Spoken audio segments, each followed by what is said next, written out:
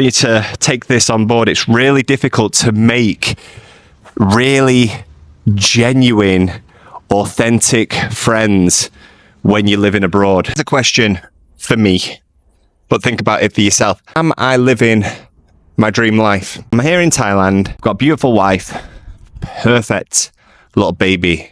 That's a dream. I wouldn't change either of them for the world. In order to end up here in Thailand, was this my dream? Was this my end goal? And the honest answer is no. That's not because I don't love this country. I've been coming to Thailand now for 12, 13 years. The first time I stepped foot in the country.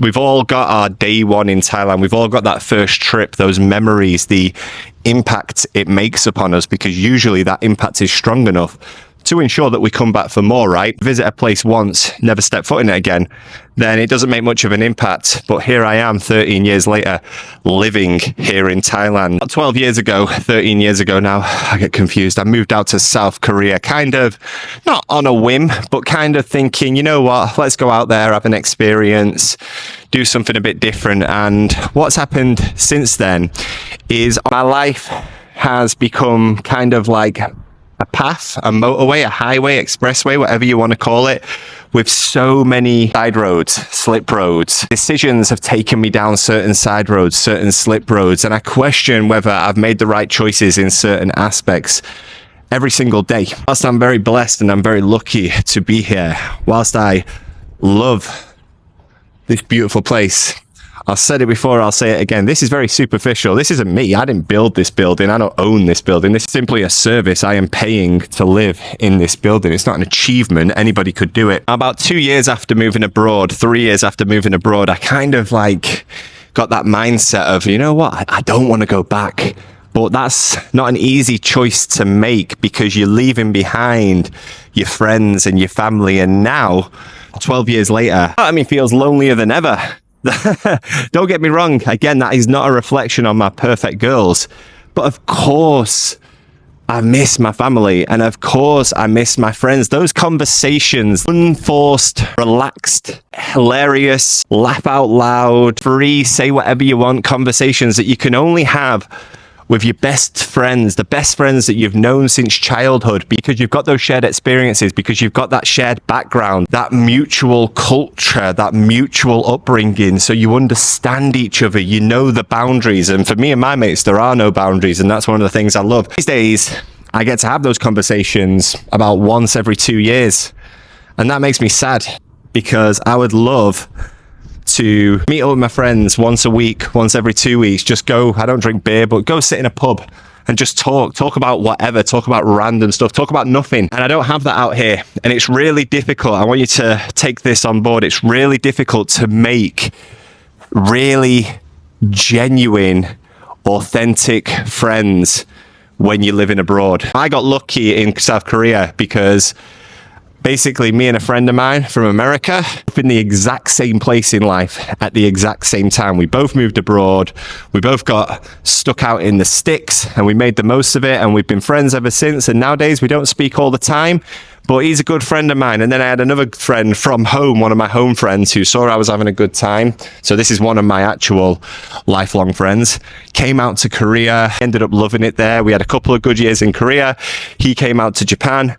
Didn't work out for him there. Also got a couple of really good friends in Tokyo, because we're all at a similar space in life, and because we've all got that shared experience, that shared sort of feeling of being away from our families now for 10 years. I think that's something that you can bond over. Again, you can't just find these friends magically. You can't go on Facebook groups and say, oh, does anyone looking for real, true, authentic friends?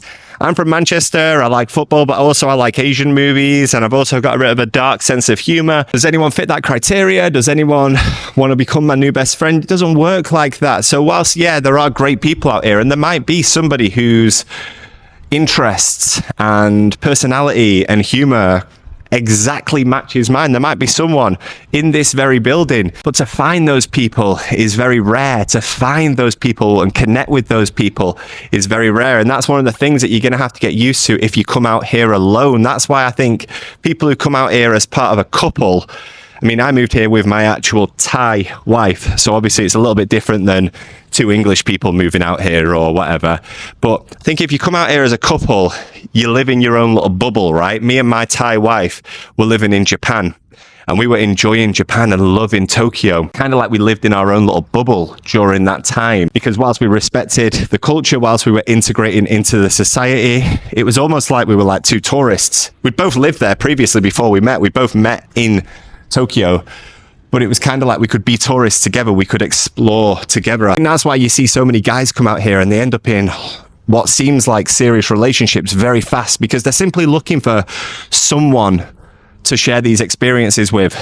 But that can also be very dangerous, because you want to make sure that the woman is interested in you for you. And that's not to say that the women out here are bad. There's lots of lovely people, there's lots of great women, but maybe the places where people find women, where people go to meet women, the women who frequent those places might know that guys are going there to find women, that guys are going there to meet women.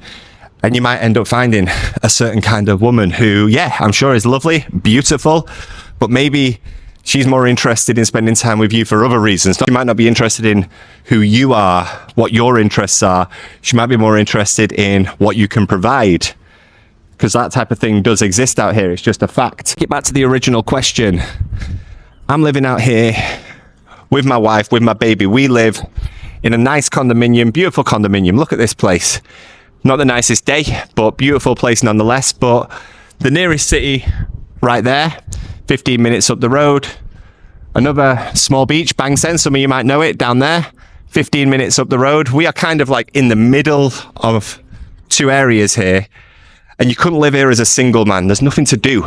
We live here as a family. The information, the perspective that I provide, honestly speaking, is coming from someone who understands how lucky I am, but is also a little bit worn down from being abroad and away from my friends and away from my family for so long, because you have to be a bit submissive. If you're going to come out to another country, number one, you have to respect that culture. You have to respect that country, and that goes without saying. You have to be a little bit submissive in the sense of you're going to lose a little part of who you are. You're going to feel your old self start to slip away from you. Now, don't get me wrong, it doesn't have to be dark, it doesn't have to be depressing. You're going to have to accept that certain things that you take for granted right now, they might not be possible here. It doesn't mean you're making a mistake.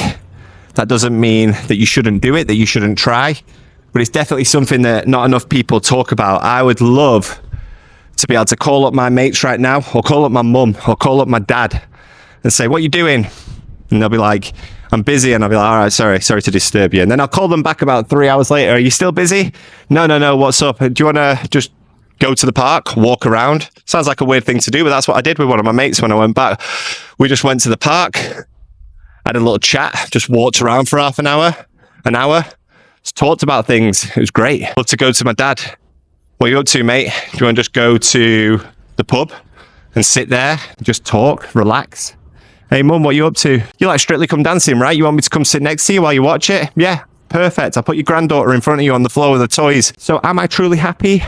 I'm super happy with some aspects of my life, and there's other aspects of my life that I wish were a little bit different. The reason that those things are a little bit different, the reason that those aspects of my life do fall short, it's all on me. They were all my personal choices. I could have just gone back home. I could have gone back home a long time ago. I would have never met my wife. I would have never had that angel daughter of mine. So I couldn't give it up. I couldn't change it. It's a little bit of a brain fuck when you start thinking about stuff like that. Thinking that things like condos, cheap food, nice beaches is what is going to make you truly happy. Maybe it will. Maybe that will make you happy.